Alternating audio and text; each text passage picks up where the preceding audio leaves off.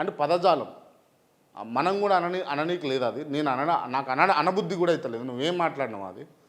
దయచేసి అంటే రెడ్డిల మధ్యలో, బీసీల మధ్యలో, లేకపోతే ఉన్నత వర్గాల మధ్యలో, లేకపోతే ఈ బ్యాక్వర్డ్ క్లాసెస్, బిగ్గెస్ట్ క్లాసెస్ మధ్యలో నువ్వు చిచ్చులు పెట్టకు.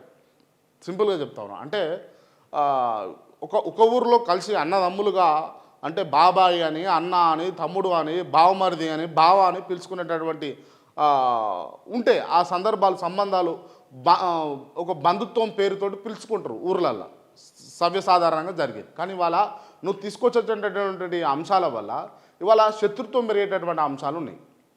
దయచేసి అది అసలు చేయకది. ఎందుకు అనంటే ఒకరిని తిట్టడం వల్ల ఇవాళ బీసీ రాజ్యం, బీసీ అధికారం రాదండి. బీసీలందరూ గుర్తుపెట్టుకోవాలి. ఎస్, తెలంగాణలో ఉన్నటువంటి అంశం ఏంటి అని అంటే ఈజీగా ఎమోషనల్గా అట్రాక్ట్ అవుతూ ఉంటాం. బట్ అది మనం కొంచెము మన గుప్పిట్లో పెట్టుకోవాలి దాన్ని. ఈజీగా మనం ఎమోషనల్గా అవతలని తిట్టడం వల్ల మనం ఏదో పొగిడినట్టు కాదు.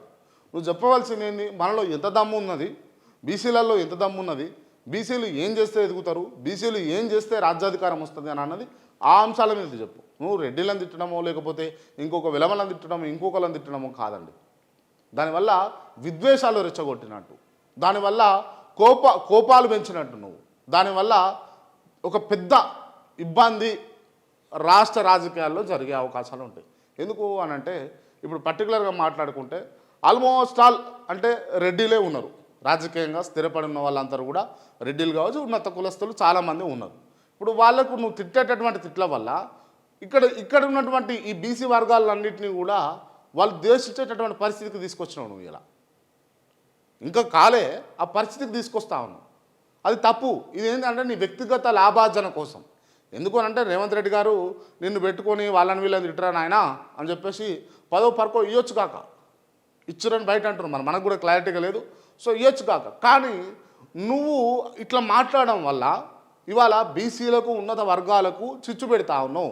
అన్నదమ్ములుగా, అక్క చెల్లెలుగా, బావ బొమ్మర్దులుగా ఉన్నటువంటి బంధుత్వాలతోటి పేర్లు పెట్టి పిలుచుకునేటటువంటి సిచ్యువేషన్ ఉన్నటువంటి ఈ రాష్ట్రంలో నువ్వు ఇలా కోపతాపాలకు, లేకపోతే ఈ దౌర్జన్యాలకు, లేకపోతే ఈ ద్వేషాలను, ఈ విద్వేషాలను రెచ్చగొడతా ఉన్నావు. అది బంద్ చేయి.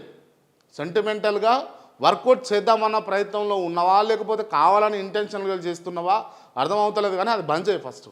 దానివల్ల నువ్వు రెడ్డిలను తిట్టడం వల్ల, విలువలను తిట్టడం వల్ల బీసీ రాజ్యాధికారం రాదు.